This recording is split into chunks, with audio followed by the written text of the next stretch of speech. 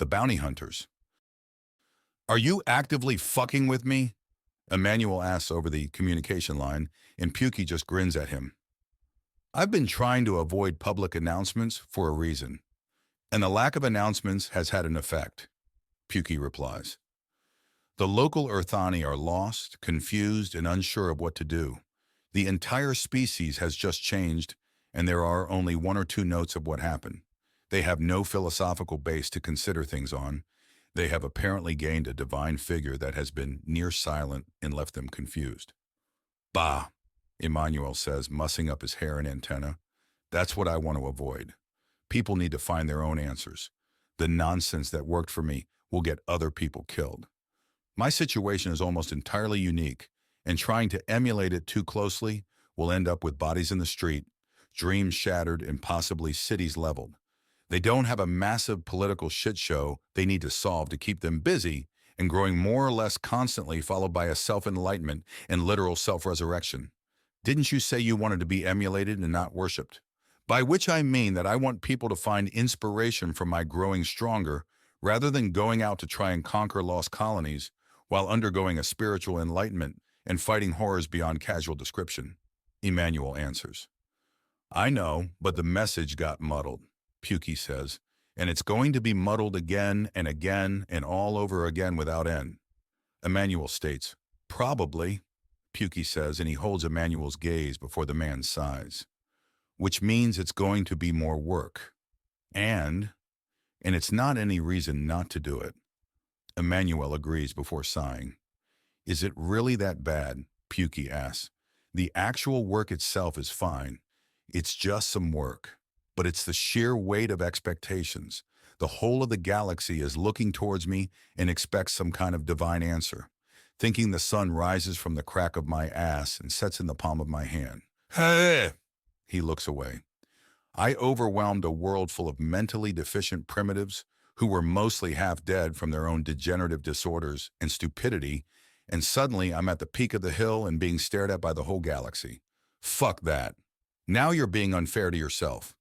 Maybe, but no one else is trying to keep me humble. Well, mostly, but still, I hear too many people referring to me as great or mighty or most magnificent, and it sticks in my craw. Yes, I did something impressive, but for fuck's sake, that's not the only thing I've done with my life. Hopefully your mother and wives are calling you out, and my brother, and brothers in arms too. The problem is that the more I help people, the more my reputation inflates. That's what you get for reviving the dead and speaking easily of the afterlife. True, but Lacron is an odd place. The rumors in the rest of the galaxy, I've heard little if any of them. The Earthani of Lablin need some reassurance. That's all. Emmanuel considers. I know what to say. Great. And thanks for listening to me vent. This chamber I'm in is private, and a lot of people would have issues if they heard me complaining. Wouldn't that make you more approachable? Pukey asks, and Emmanuel sighs. I tried that. It goes so far over the heads of most people, it breaks orbit and spirals into the local star. The rescue of so many men from the original generation, and reviving one that died in stasis. We need to find a way to make resurrection possible in other places, so the mystique can fall off it, Pukey says, and Emmanuel nods. Yes, and Mother and her students are pioneering the field even as they heal the entirety of a world. They're doing so much more than me to help the common woman, and I'm the one getting the praise. You're the, Pukey begins, central figure and ultimate source of all the positive, Emmanuel says along with Pukey, and stops when Pukey stops. Believe me, I've heard this all. All right? Now, is there more venting you want to do? Or am I going to get a speech to help the Earthani of the galaxy find some answers? Pukey asks, and Emmanuel smiles. I'm done. Thank you again for listening. Now let me get to a proper soundstage and warm up the old speechifying muscles, Emmanuel says, and Pukey nods. I'll send you the full video in about an hour. I find that unless I'm basically in the moment, I need a few takes to get a speech like this right. All right. And thanks, this will help a lot in whatever diplomacy pops up between the LeBlanc Empire and the Undaunted, Pukey says. In the mission report I read from you all, but boasting about fighting a... What the hell was that called again? A Trine Gestalt? Three adepts merged together for no currently known reason, fused to a house, fused to a starship that was fused to a giant monster, Pukey says. So an average Tuesday? It was a Wednesday, actually. Didn't you kids start the baiting bit a full 24 hours previously? Meaning it started on a Tuesday? Yes. So an average Tuesday? Yes, Pukey confirms. Emmanuel just nods before offering a salute that Pukey returns. You'll get your video shortly. Stay strong, soldier. Lady Silken! Lady Silken! An aide cries as she rushes up. Ambassador Silken opens her eyes and turns. Her advanced antenna gave more than enough perception to perform her more tedious duties with her eyes closed. However, it's still rude to address people with your eyes closed. Yes, young lady? Why are you in such a rush? She asks. It's the mighty one. He has spoken. The younger Urthani exclaims. Her expression shifts, and she slides out of the way to allow the very excited young lady at the console. Has he now, despite his clear reluctance to speak publicly? She asks. Did Captain Schmidt actually come through? Somehow twisting the arm of a primal to get them to speak. Yes, she says, and quickly brings up a video that is now in the ship archives. Clearly, Ambassador Silken is too involved in her work if she's missed this. The screen brightens and the image of a massively well-built and groomed Urthani appears. He wears simple dark pants and small blunting slippers on his foot claws. Nothing else. His enormous wings are clearly folded up behind him. His claws shimmer and shine with a natural diamond coating. His neck is thick and strong to show there is an immensely powerful proboscis ready to fire. His antennae are 6 in number and naturally flow like a crown off his head. Even with all that, it is the sheer beauty of the fur that draws attention. Only Axiom Ride comes loose to the sheer shine that glows off every strand of fur. It's as if his every piece of fur were carved from the precious metal. Good day.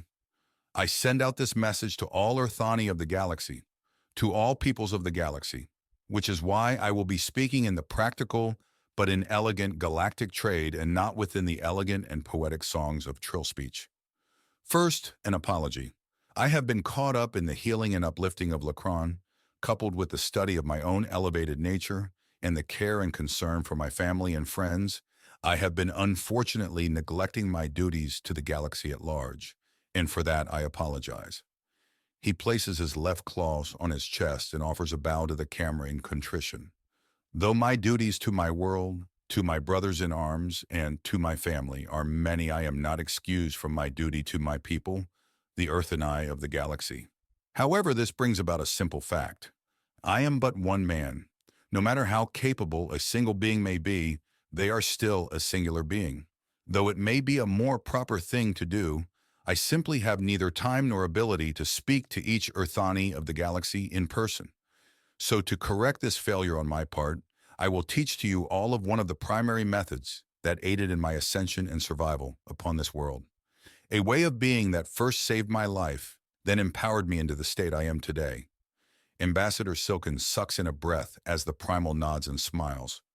I first created this method when I was thrown before a dangerous axiom artifact, one that had killed all that beheld it for centuries beforehand and used to be used in choosing the martial lord of the Starseekers, one of my first and most stalwart allies upon Lacron before its rescue. This dark mirror drew me into itself, and then brought life to my reflection. My reflection immediately and unceasingly tried to murder me. All of my strength, all of my skill and knowledge bent to my murder. He widens his stance and clasps his claws behind his back. I learned that I must grow stronger, be more than I had been a few moments prior if I was to survive. So I decided to be more, to refuse to be less. I decided to be as many things at once, each one great, but greater still together. I choose to be as an unrelenting inferno, consuming all that would stand before me with an endless hunger for battle and conflict. Never to languish in peace, but to seek problems to test myself against.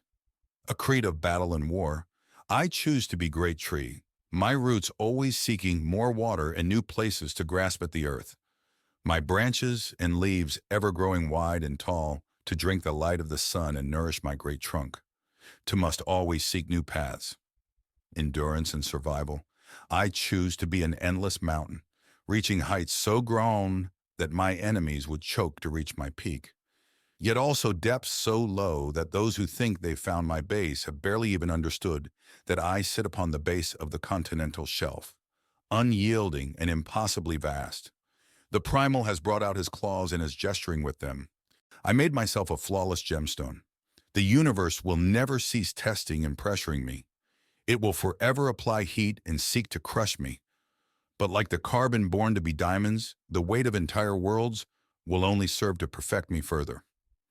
I made myself an unknowable ocean, flowing around all obstacles and holding unimaginable mysteries, able to bear the greatest of weights with ease, yet also shift into a roaring tide, a bringer of life and a tsunami as one.